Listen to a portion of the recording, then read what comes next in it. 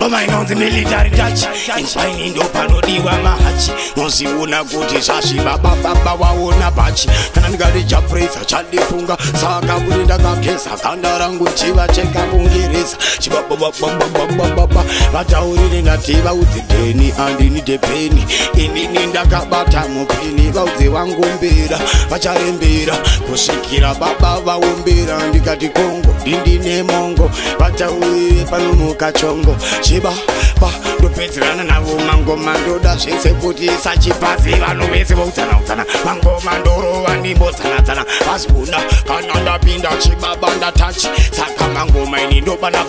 Sachipazi vautana Kumande chiro Vanimbo tana Kana chiba bacha pinda Mango manda Shikando tanga kumabana Vataurire Isocha chapreza Roshika kuri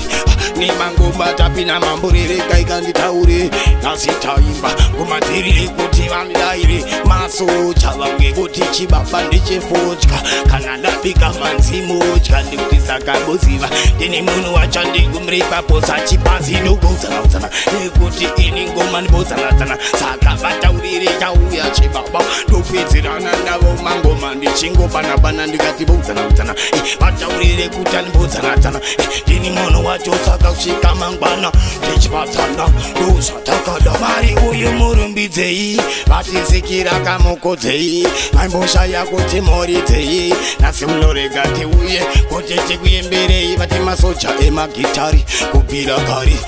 Isotoda vanhu vatandare Kuti zvibhadhari Atingarambe takatsamwa Atimburangwa Saka vanhu vese vautana Mangoma ndoro vanimbodzana Vasbuna Kana ndapinda chibaba ndatachi Saka mangoma ini ndobana Ndasachipazi vautana Ngoma ndichiro vanimbodzana Kana chibaba chapinda mangoma Ndasvika ndotanga kumabana vataurire Kangoona bendi ziva kuti tisuvaridzire bendi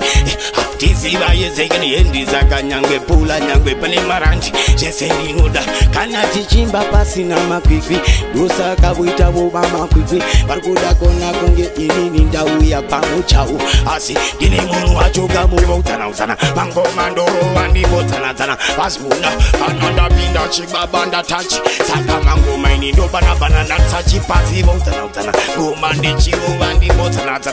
Kana chibaba chapinda mangoma Ndasvika ndotanga kumabana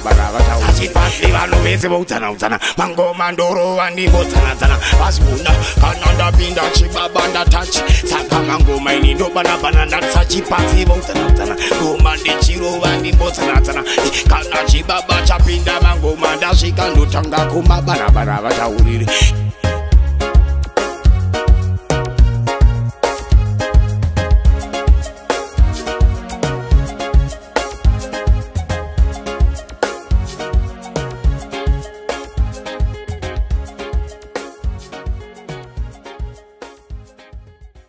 Zim Daily Upload.